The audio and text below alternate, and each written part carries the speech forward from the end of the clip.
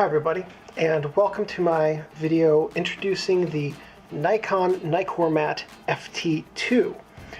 This is an interchangeable lens SLR, and what that means is that the lenses can be taken off and multiple lenses can be used on the same camera. And it's not the, there we go, that's how that's supposed to go.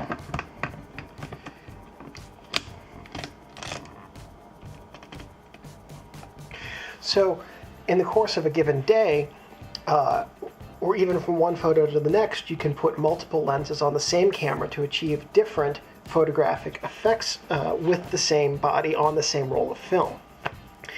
It has a center-weighted through the lens meter, and what that means is that the light coming in through the lens here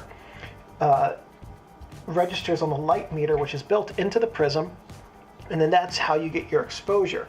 And that gives you a more accurate exposure than having, say, a handheld light meter or something like that.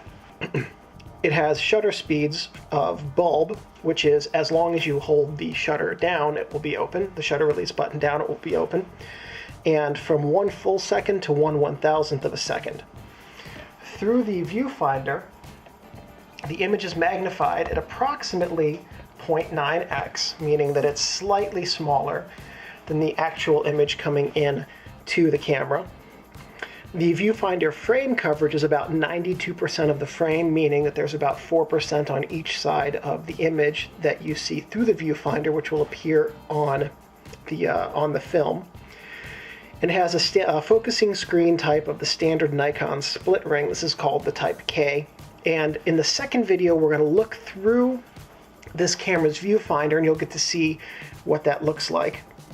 And what the Type K's viewfinder has is a 3mm split ring, a 1mm microprism collar, and a 12mm circle. And within that circle, that's the center-weighted averaging circle. And lastly, the flash on this syncs at 1/125th of a second. This camera's target market was advanced users or as a backup body for professional photographers. A lot of times professional photographers will take two camera bodies with them, say a Nikon F or F2, and then this, and for instance. And the backup body provides a little bit of assurance that in case something happens to the main body, it jams or breaks or who knows what, that there's still a way for them to take photos. Typically the backup body is not the same body as the one that they're primarily shooting with, might not have a few bells and whistles, such as this is missing a few things that the Nikon F or F2 or F3 would have, for instance. This was the first Nikkormat camera with a hot shoe affixed to the top of the pentaprism. Previously, you could get an accessory shoe, but not a hot shoe for it. So compared to the Nikon FTn, which was this camera's predecessor, this has a plastic but more pleasantly contoured film advance lever, which is this part right here. In just a minute, we'll take a look at what all the different components on the top, front, back, and inside of this camera are. The camera also added a plus and minus to the light meter indicator inside of the viewfinder. And a lot of those changes, especially and many others that this camera incorporated, were based directly on customer comments about the FTn, and Nikon incorporated those into the FT2. This was the last Nikon SLR designed for non-AI lenses. Non-AI lenses are those ones that have this little prong on the outside of them. There, you can see it around my fingers. And after this camera, all of the cameras Nikon made were designed for AI and AIS lenses. The FT2 compared to the FTn is lighter weight because it has a cast aluminum body compared to the Nikon FTn's body, which is made of depleted uranium or something else like that. It's really, really heavy. This can also use all of the Nikon system components.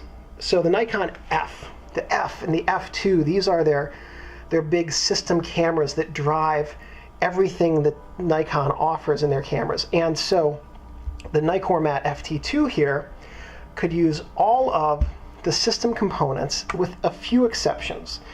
The prism doesn't pop off of the FT2, so it could not use the different viewfinders, and it couldn't use the interchangeable focusing screens. It does not have a motor drive connection on the bottom of it, so it couldn't use the motor drives. And also the film back doesn't pop off, so it couldn't use the interchangeable film backs, like the 250 exposure roll film back and things like that. Nikon produced this camera, and it was produced by Nikon, at that time called Nippon I always screw this up.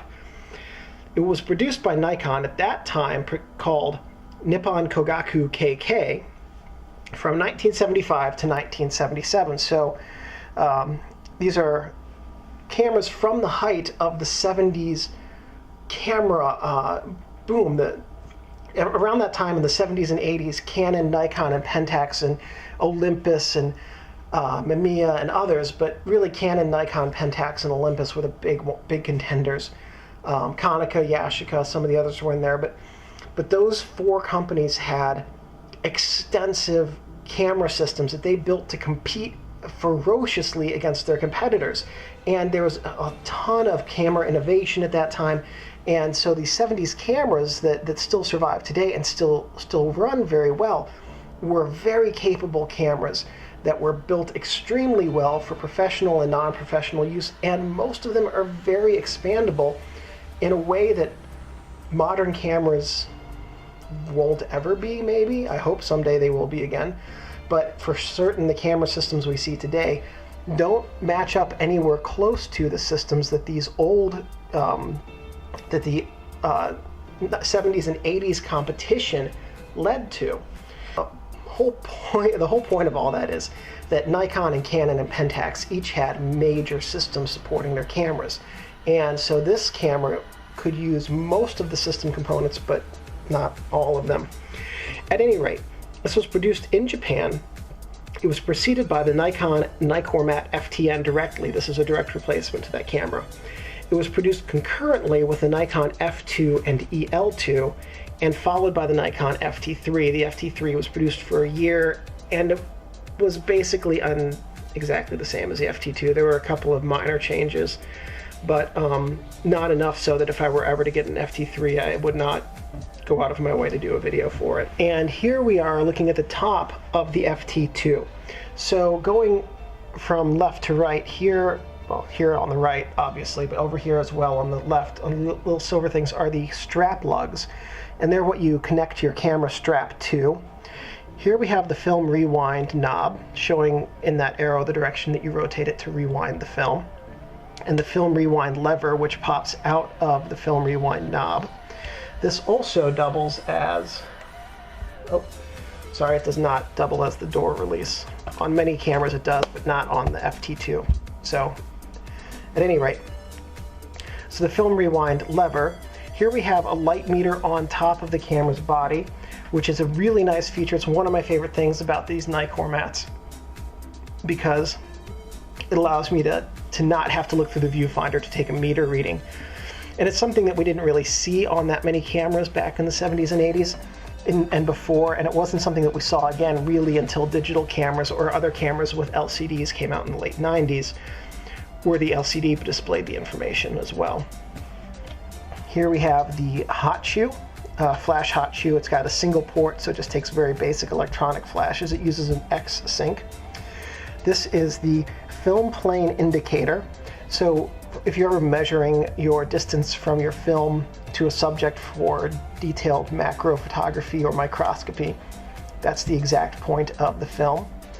This is the depth of field preview button, so when you push that, it stops down the shutter so you can get an idea of what your depth of field is going to be in the image. This red dot indicates whether or not your camera is on, so when your camera's lever is closed like that, the light meter is not on. There it is on. And so if I have done this more times than many more times than I care to admit. I typically keep the the camera lever like this when I'm using it until I need to advance it. And so many times I've put in up to 9 batteries in my FTn because it works the same way, thinking they're all dead when in reality I just hadn't turned the light meter on. At any rate, here's the film frame count window. Then we have the shutter actuation button, or shutter release as it's called. This is the film advance lever. And so going through these, the film frame count window tells you what frame of your roll of film you're on. This button activates the shutter, and then this advances it to the next frame. So just activated the shutter. You can see it's at S right now for start. Now it's at -1. So, and then that process just repeats until you get through the entire roll of film.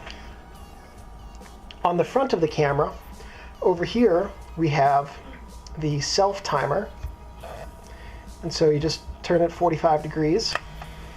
You hit the shutter button, and one thing you'll probably notice is the mirror popped up, and the mirror popped up ahead of time to prevent the camera from shaking during exposure because of the mirror's pop-up action. So if the timer went and then the mirror popped up, then there'd be a little bit of camera shake when it took the exposure. So for instance, if you were to have a long exposure you were taking, and what you can do, let's say you're taking like a 1 to 2 second or a half-second exposure or a 10-minute exposure, some longer exposure. What you can do is set the self timer and walk away from the camera, and then any vibrations in the tripod or in the camera will work their way out while the self timer counts down, and then you'll have a slightly sharper or maybe substantially sharper image for using the self timer. And so the mirror pops up early to help improve the sharpness. Then here we have the lens mount, and this is where your lens goes. We have the lens meter connection pin right here. So the lens's outside meter connection connects to this pin right here. We have the ISO scale on the bottom, and you adjust that to set your ISO. Over here we have the shutter speed index, and the shutter speed index are these numbers right here, and as you adjust this lever, the shutter speed lever, it changes your shutter speed, and the numbers just tell you what shutter speed you're set at. Here, this little silver clip or button or lever on the side of the lever that you use to adjust your shutter speed, if you pull it out, it'll allow you to adjust the ISO setting. This is your ASA. It was called ASA previously. ASA and ISO are the same thing. It's film sensitivity, film speed. And so this lever locks the ISO gauge in place so you can't accidentally change your ISO setting. This little silver switch right here is your mirror lockup switch. There we go. And so another thing you can do for taking long exposures is lock your mirror up ahead of time, and that way it'll take vibration out of the shutter or out of your camera before your exposure. This is your lens release pin. As you can see, or button, as I push it down, you can see that little pin right there retracts into the body, and that allows the camera lens to be mounted or unmounted as needed. On the sides, here we have the film back release, and so you just pull this little lever down and the film back pops open.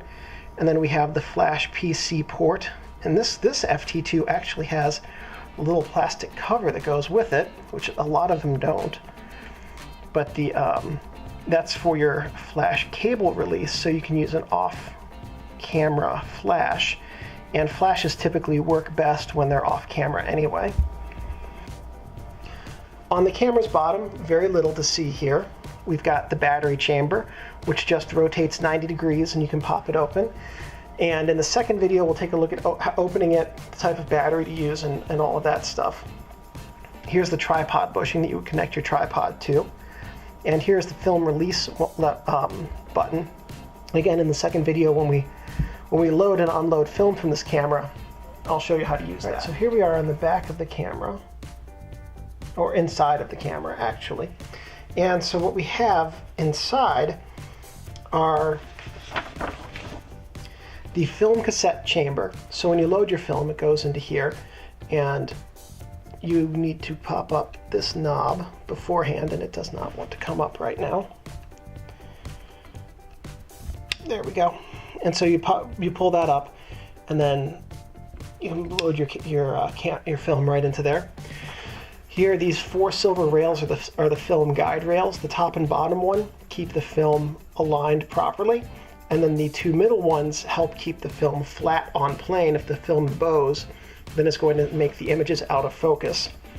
Here's the shutter, and the shutter travels vertically, open to close, and that's why you can have as fast a flash sync as 1/125th of a second.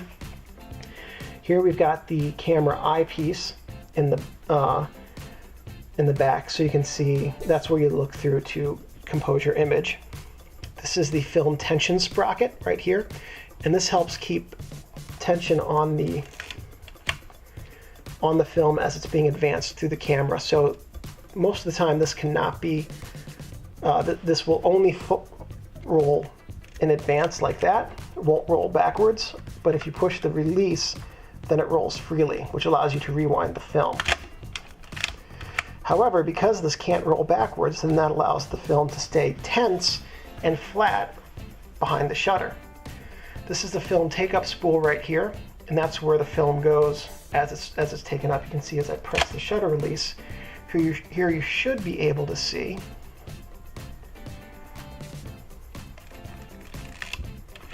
how this rotates to take up the film. On the other side, this is the film back. We have the cassette tension spool over here. This helps keep the film cassette on the other side of the camera over here in place so that it doesn't move, doesn't come out of alignment. This is the film pressure plate. This helps also to keep the film flat by keeping it sandwiched against the 2 inner guide rails. And then this little roller helps keep tension on the film as it's coming off of the sprocket and being taken up, which allows the film to also stay tense. Basically, everything you see inside the back of this camera is designed to help make sure that the film stays flat and on plane as it's being wound through the camera, because otherwise it's simply not going to deliver high quality results. So some notes on this camera. It is fully manual. The battery is only needed to operate the light meter, which is good because if you run out of batteries, the batteries for this are the LR44. They're still available at any corner drugstore. But if your battery dies, you can still take pictures with the camera. This was built very solidly and differs from professional grade cameras only in terms of the system options and the brightness of the viewfinder. The viewfinder on this is a little bit dimmer than professional grade cameras. The flash automatically detects and fires appropriately for M or X flashes. Now this was a bigger deal back in the 70s when M flashes were available. Now all flashes are X flashes. So it's just a note if you have an M flash and some old bulbs. But typically this camera will know automatically if you put a modern flash on it. Now, modern flashes have things like through the lens metering compatibility and things like that. This camera won't operate with that, and the flashes won't have that function. They will just fire at full brightness at 1/125th. Most commonly, these cameras are seen in chrome.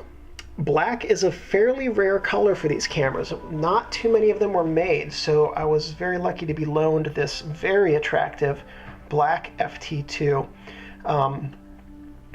They tend to go for a little bit more money than the chrome ones do because they are rarer, and this is just a very, very nice example of this camera. There's a little bit of brassing around it, but it's not nearly as beat up as some of my Road Warrior cameras are.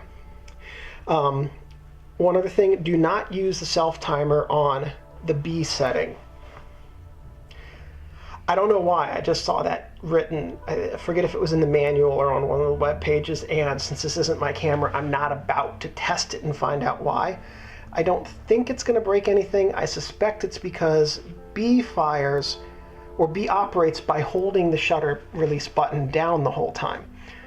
So since you have the self-timer, since no one's there to hold the button down the whole time, it's just not going to operate properly. But at any rate, don't use B and self-timer. That's a big no-no apparently, and I'm not going to experiment to find out what happens. So thought we'd do something a little bit fun here before we go on to close this out. And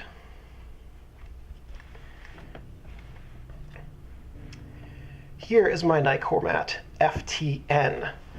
And so what we're going to do is take a quick look at and compare these two cameras and see how the predecessor and the subsequent camera differ and are similar, and talk a little bit about what that means for the two different bodies.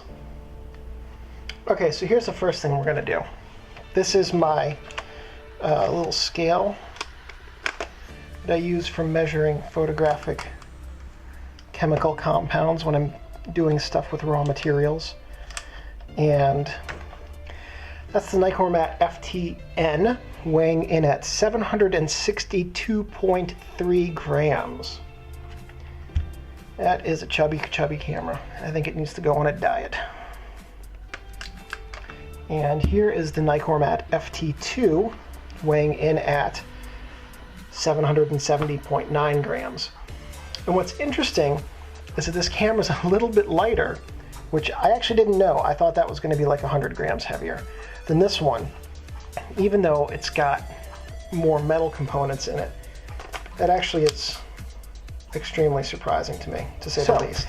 Earlier in the video, I had said that the FT2 has a different film advance lever. And as you can see here, the film advance lever is contoured and has a plastic coating, as opposed to this one, which is just metal, and it's much thinner, has a little bit of a grip carved into it. So I can imagine that after using this all day, it would start to wear on your thumb a little bit, whereas this is a very comfortable grip to use. In terms of design, they're largely similar. The DOF preview button on the FTn is a little bit smaller and doesn't have the insert that the FT2 has. The film rewind knob looks a little bit larger. That might be an optical illusion. You can see that this has the hot shoe as we were talking about. This one does not. On the front,